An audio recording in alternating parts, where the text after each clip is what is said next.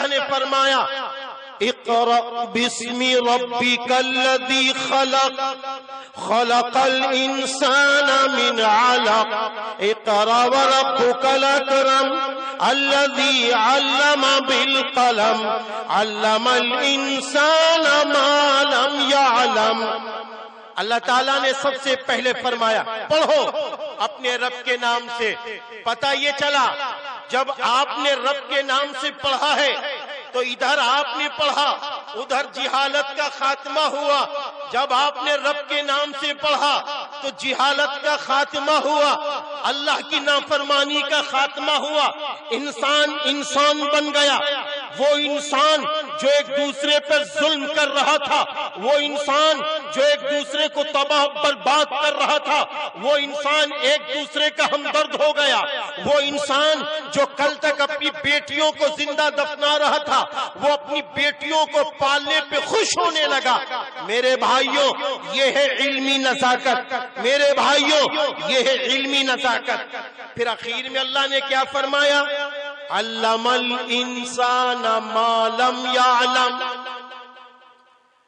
اللہ نے انسان کو وہ علم دیا جس سے وہ ناواقف تھا، جس علم سے وہ دور تھا، جس علم سے وہ دور تھا۔ اور بتاؤں وہ علم کیسے دیا؟ اس سے پہلے اللہ تعالیٰ نے فرمایا، صاف صاف فرمایا، وہ علم ہم نے قلم کے ذریعے دیا ہے، قلم کے ذریعے دیا ہے۔ وہ علم ہم نے ایسے ہی نہیں دیا ہے، ہم نے قلم کے ذریعے دیا ہے۔ اور یہ بات بھی یاد رکھنا، حضور صلی اللہ علیہ وسلم نے ارشاد فرمایا دیکھو اللہ تعالیٰ نے سب سے پہلے جس چیز کو پیدا کیا بنایا وہ قلم ہے، اور اس قلم کو حکم دیا کہ لکھو۔ قیامت تک آنے والی تمام چیزوں کو لکھ دیا اس قلم نے۔ پھر اس کے بعد اس کتاب کو اللہ نے عرش پہ روک لیا۔ دوسری روایت میں ہے کہ اللہ رب العزت نے 4 چیزیں خود بنائی ہیں۔ نمبر 1 قلم، نبی نے فرمایا نمبر 1 قلم، نمبر 2 عرش، نمبر 3 جنت، اور نمبر 4 حضرت آدم علیہ السلام۔ آپ ذرا غور کیجئے کہ علم کا رشتہ کتنا گہرا ہے، علم کا رشتہ کتنا گہرا ہے۔ پھر یہی نہیں بلکہ اور آگے بڑھیے، اللہ تعالیٰ نے سب سے پہلے کتابت کا موقع کس کو دیا؟ اللہ تعالیٰ نے ایک روایت میں کہ حضرت آدم علیہ السلام کو، اور دوسری روایت میں حضرت ادریس علیہ السلام کو دیا۔ پیارے مسلمانوں اور اللہ کے محبوب بندوں، یہ بات یاد رکھنا، جس خاندان میں، جس قوم میں، جس برادری میں، جس جگہ، جس قصبے میں علم کا بول بالا ہوگا تو یہ بات یاد رکھیے وہ خاندان بلند ہوگا، وہ خاندان عزت والا ہوگا، وہ افراد عزت والے ہوں گے۔ کیونکہ علم کیا ہے یہ بھی سن لیجئے، علم کا دار و مدار کسی ایک شخص پر نہیں ہے کہ علم وہ حاصل کر سکتا ہے کہ جو مولانا کا بیٹا ہو، علم وہ حاصل کر سکتا ہے جو ڈاکٹر کا بیٹا ہو، علم وہ حاصل کر سکتا ہے جو کسی نیتا جی کا بیٹا ہو، علم وہ حاصل کر سکتا ہے جو کسی پردھان کا بیٹا ہو۔ نہیں، ایسا نہیں ہے۔ یاد رکھنا، جہاں اللہ کے 99 نام ہیں ان میں سے ایک نام العلم بھی ہے۔ دوسری بات میرے بھائیوں، جس طرح یہ دھوپ سب کے لیے نکلتی ہے، جس طرح یہ سورج سب کے لیے نکلتا ہے، جس طرح یہ ہوا سب کے لیے ہے، جس طرح یہ آگ کا استعمال سب کے لیے ہے، ایسا ہی اللہ نے علم سب کے لیے دیا ہے. جس طرح یہ پانی سب کے لیے ہے ایسا ہی یہ علم سب کے لیے ہے. جو ڈاکٹر بننا چاہے اللہ نے اس کو موقع دے دیا ہے.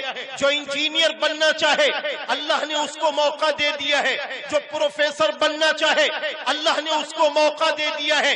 جو سیاسی رہنما بننا چاہے اللہ نے اس کو موقع دے دیا ہے. جو حافظ بننا چاہے اللہ نے اس کو موقع دے دیا ہے. جو عالم بننا چاہے اللہ نے اس کو موقع دے دیا ہے. میں یہاں تک بھی کہتا ہوں جو شاعر اسلام بننا چاہے اللہ نے اس کو بھی موقع دیا. اللہ نے سب کو موقع دے دیا ہے. اب ضرورت اس بات کی ہے کہ ہم بیدار ہو جائیں. ہم بیدار ہو جائیں. ہمارے اندر بیداری نہیں آ رہی ہے. ہمارے اندر بیداری نہیں آ رہی ہے. آج ہم نے علم کو بالکل معمولی درجے میں رکھا ہے. آج ہم نے علم کو بالکل معمولی درجے میں رکھا ہے.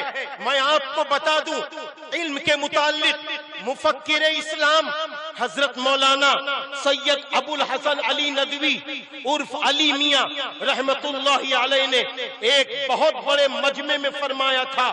فرمایا دیکھو علم کی مثال ایسی ہے جیسے انسان کے جسم میں ریڑھ کی ہڈی.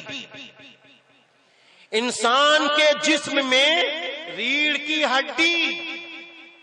اگر کسی شخص کی ریڑھ کی ہڈی کمزور ہو جائے آپ بتاؤ وہ سماج میں کسی کی خدمت کر سکتا ہے؟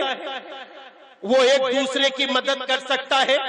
اگر کسی کی ریڑھ کی ہڈی خراب ہو جائے کیا وہ سیدھا چل سکتا ہے؟ کیا اس طرح جس طرح ایک ٹھیک اور صحیح سالم انسان ایک دوسرے کی مدد کر سکتا ہے کیا یہ اس شخص کی طرح مدد کر سکتا ہے جس کی ریڑھ کی ہڈی خراب ہو؟ تو میرے بھائی یاد رکھنا مفکر اسلام نے فرمایا علم کی مثال ایسی ہے جیسے ریڑھ کی ہڈی. اگر ریڑھ کی ہڈی صحیح سالم ہے تو وہ آدمی ایک دوسرے کی مدد کر سکتا ہے ورنہ وہ لنج بیچارہ رہے گا. وہ جھکا رہے گا. اور جو جھکا ہے وہ کیا ایک دوسرے کی مدد کرے گا؟ جو جھکا ہے وہ کیسے ایک دوسرے کی مدد کے لیے تیار ہوگا؟ جو جھکا ہے وہ کیسے ایک دوسرے کو سماج میں آگے بڑھائے گا؟ جو جھکا ہے وہ کیسے اپنے ملک کے اندر اپنے حقوق کو لینے والا بنے گا؟ نہیں بن سکتا.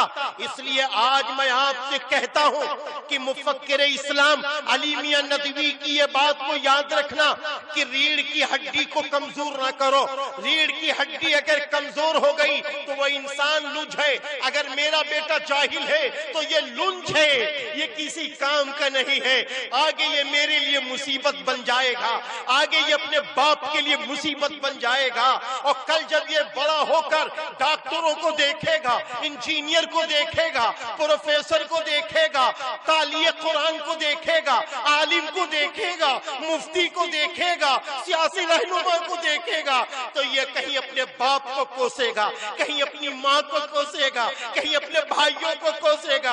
اے کیا ہوا, میرا بھائی مجھے پڑھا دیتا, میری ماں مجھے پڑھا دیتی, میری بہن مجھے پڑھا دیتی.